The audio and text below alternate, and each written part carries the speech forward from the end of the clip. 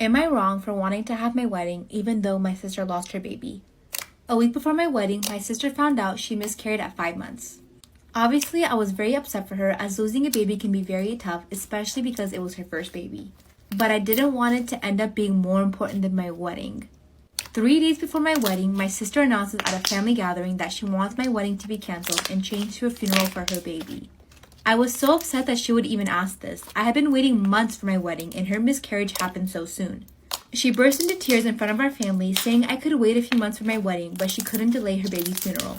I got so mad I stormed off. My whole family took her side, telling me to cancel my wedding, even though I had arranged and bought everything. Even my dress and venue was ready, so I couldn't just cancel. I ended up cutting off all of my family and only a few remained to attend my wedding. My sister hasn't spoken to me in years and neither has my family. In my opinion, if my sister loses a baby like a week before my wedding, I wouldn't have it. That's just me. Do you know the dark origins behind the fairy tales we all grew up hearing? Today we're going to talk about the original scary story behind the Beauty and the Beast. So we all know that Belle ended up living in the castle with the Beast, but what you probably didn't know is how Belle's 2 evil sisters had a dark secret plan. A plan that would lead to devastating consequences for Belle. Belle had made a deal with the Beast that she would be allowed to go home to see her family 1 week at a time. For some context, here Belle's father used to be very rich, but then their family went into debt and pretty much lost everything. So Belle's sisters were extremely jealous that Belle got to live in a castle and have all of these luxuries. So they tried to convince Belle to stay with her family for much longer than a week, but not because they missed her and wanted to be with her. They wanted her to intentionally go against the deal that she made with the Beast so that he would be angry and eat her when she returned. But of course, this entire subplot of the evil scheming sisters were not included in the version we all grew up hearing. If you want to know more about the dark origins behind these popular fairy tales, then let me know which one I should do next and follow to see the rest of the series. This is why it's better to have one friend that you hang out with regularly instead of having a big group of friends. And trust me, you're going to want to listen to this story time. So when I was a sophomore in high school, I was kind of going through an identity crisis and low-key still am. I went to a predominantly white school for the majority of my life. So let's just say I was extremely whitewashed. It was one of those times in my life where if a white person said the N-word around me, I would just laugh. Not because I didn't know it was wrong, but because I wanted to be accepted and I wanted to be like everybody else and I seeked validation. Sophomore year was really when I started to become who I am today. I wanted to learn way more about my culture and my background. So I started becoming friends with people from other schools that are more diverse. Eventually, I met this group of girls. And I thought these girls were going to be the sweetest girls I would ever meet. Now, this friend group was serving flavor. I'm talking diverse to the T. One night, we decided that we were going to spend the night at one of the girls' houses. Let's call this girl Sally. I kept getting lost on the way to Sally's house, and I thought it was because I didn't know the area that well. Keep in mind, that's what I thought was the reason. I get there and we watch like 4 or 5 movies before I end up falling asleep. And when I wake up, I was in a room full of grown-ass men staring at me.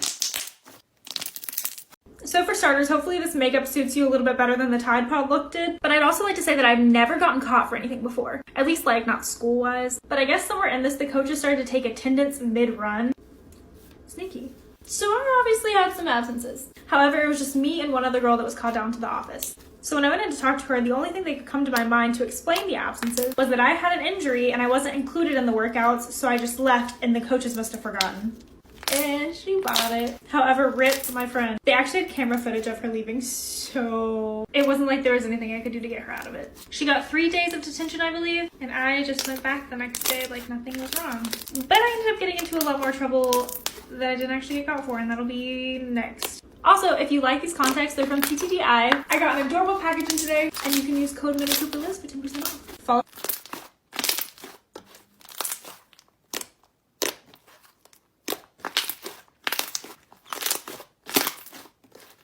Story of the time my friend made me lie to my parents. So I was either 15 or 16, and it was one of the first time that I tried.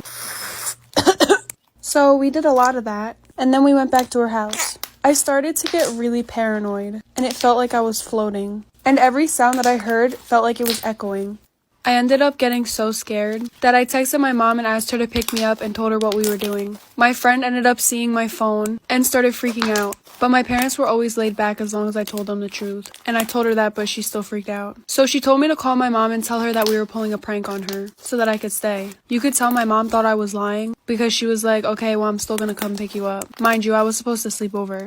But my friend really didn't want me to leave. So she came up with this great plan. She told her little siblings to go up to my parents' car when they got there and pretend to be laughing because they fell for the joke. And my parents are not dumb. and her siblings were not actors. So my parents end up coming like for part 2. Story of the time my friend made me lie to my parents, part 2. So my mom was not falling for it. She was like, no, I'm gonna come pick you up. So she gets to my friend's house, and like I said, my friend did not want me to leave. And she didn't want to get caught for... So she came up with this elaborate plan that her little siblings were gonna go up to my parents' car and pretend like they're in on the joke. Like I said in my last video, her little siblings were not actors. All 3 of them were under 10 at the time. So before my mom came, she rehearsed with them what they were supposed to say. She wanted them to say, oh my god, that was so funny. You guys fell for the joke. My sister and Mia told us about what they were doing and we thought it was so funny. We didn't know that you were gonna come pick up Mia. But instead, they started to fake cry. And it's so obvious when a child fake cries. They were like, please don't take me away. This whole thing was a prank. It was so obvious, so I was like, I'm just gonna go. So we get in the car, my mom looks at me, and I was like, she made me do that so she wouldn't get caught. I got married 4 years ago, and my husband and his family are many times over millionaires. My family is just middle class. Our wedding cost around $700K paid by him and his parents. My parents gave me a flat fee of $10K for a dress, which they are also giving to my sister too. My sister and her fiance are lower class. She has $170K in student loan while he has $110. They have $18K in medical debt and $35K in credit card debt. Well, last night was my sister's birthday dinner and she announced she was engaged and wanted help paying for her wedding. She gave me a spreadsheet of how much she was going to need for her dream wedding. Anyways, her dream wedding is supposed to cost $100K, and as her only sister, I need to step up and help pay for her wedding since her parents are only giving her $10K for a dress. She said she needs me to give her at least $70K since I'm rich now. When I told her I'm not giving her $70K, she cried and said it wasn't fair how I get whatever I want. When she realized I wasn't going to budge, she broke down about how I'm just using motherhood to be greedy and lazy. I have 2-year-old twins. I eventually told her I wasn't going to be bullied into giving her $70K. She's 15 weeks pregnant, hence why she's in a rush to be married right away.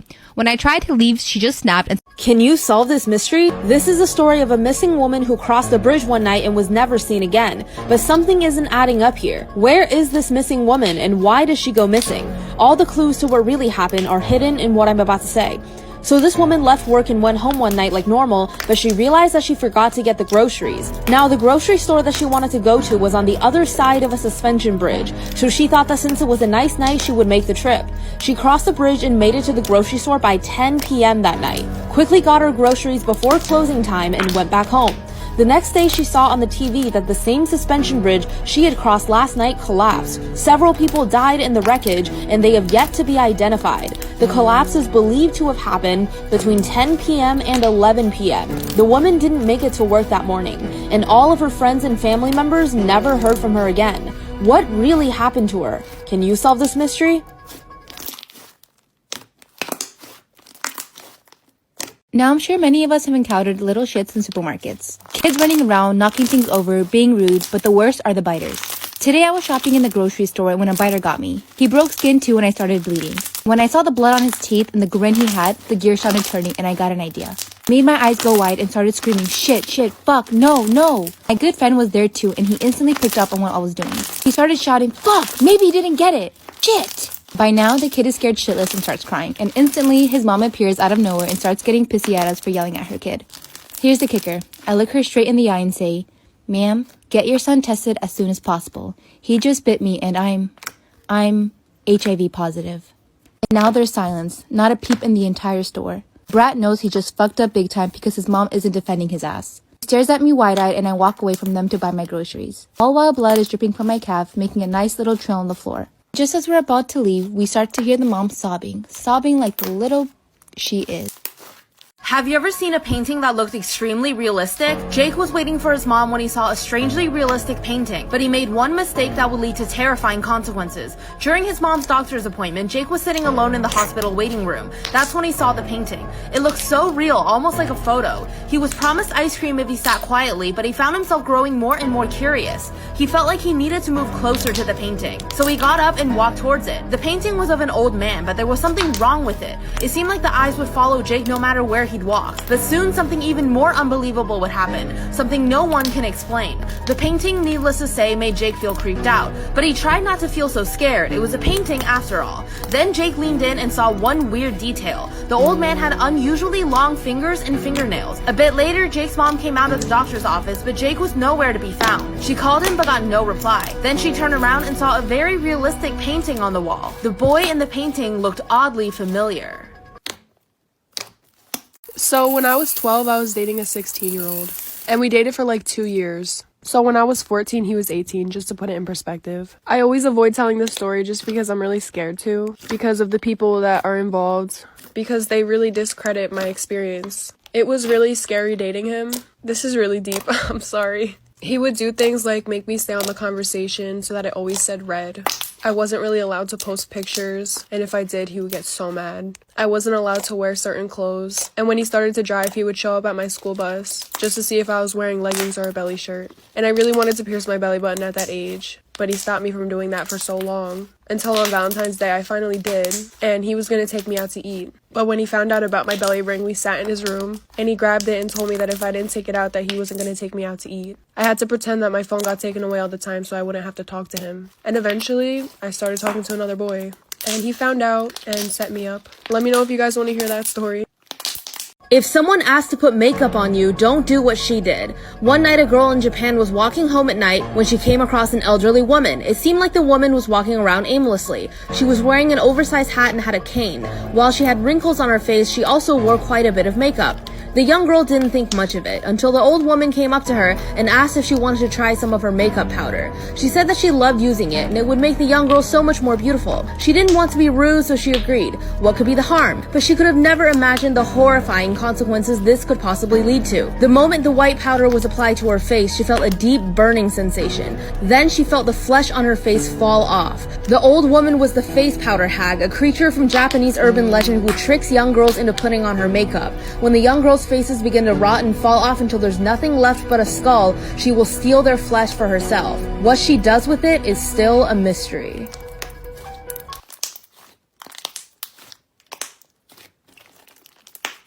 Story time about how I almost got arrested for selling my mom's underwear. Disclaimer, this is not my story time. It was sent to me on Instagram. My mom is a total MILF. She used to be in music videos back in the early 2000s. So obviously, I had to find a way to monetize this.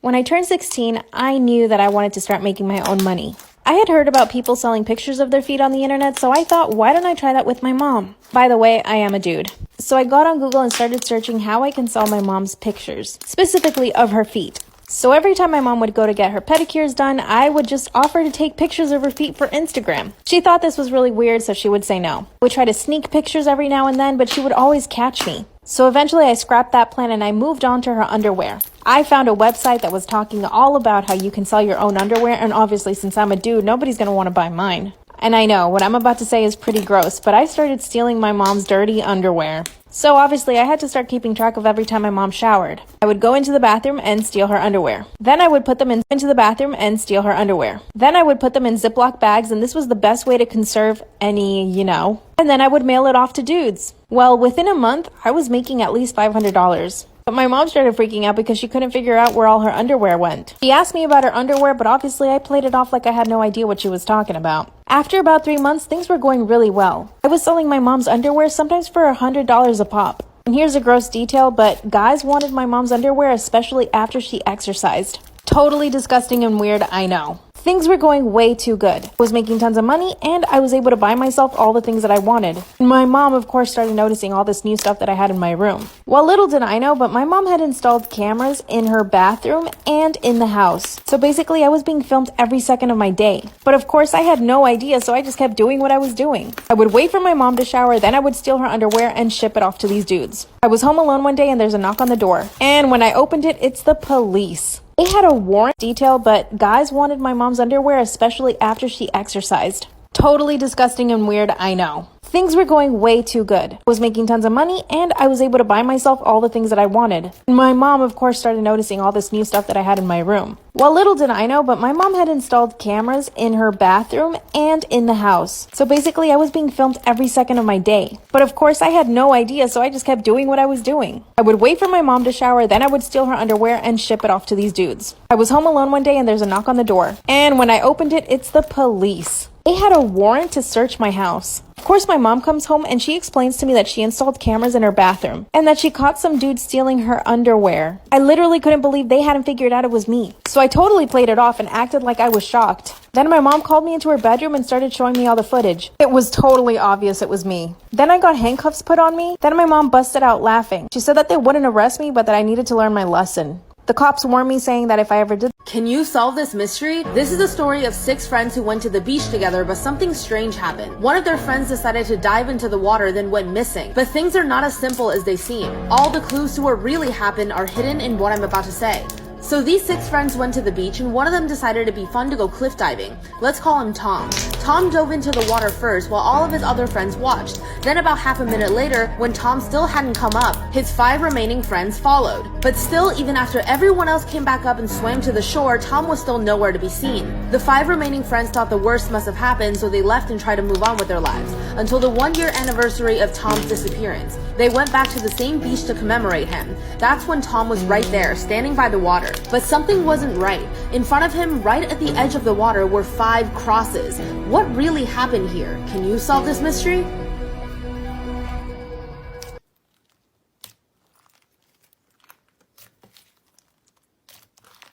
I found out my husband was sleeping with my sister. And here's the full story. No, I didn't find them sleeping together. No, I didn't find any text messages. A little backstory. Ben and I have been together for 10 years and have been married for 3 years. So it's not like it's a recent relationship. Honestly, I wouldn't care. Good thing we didn't have any kids because I would not know how to deal with that. Everything started getting weird after we got married. He was always tired from work. He would never want to spend time with me on his days off. He would actually leave me to go spend time with his friends, which was a lie. Well, at one point, I got sick of it and I started asking him questions. Like if he still wanted to be with me, did I do something wrong? Even though I knew I didn't do anything wrong, but you never know. But he would always avoid answering me. A year and a half after our marriage, it started getting even weirder. He wouldn't leave his phone laying around, and every time he was on his phone, he would hide it from me. And that's when my gut feeling started. I decided to download Tinder, Bumble, Grindr, every dating app out there. I made multiple profiles of different women. I'm running out of time. Follow me for part 2. I found out my husband was sleeping with my sister, part 2.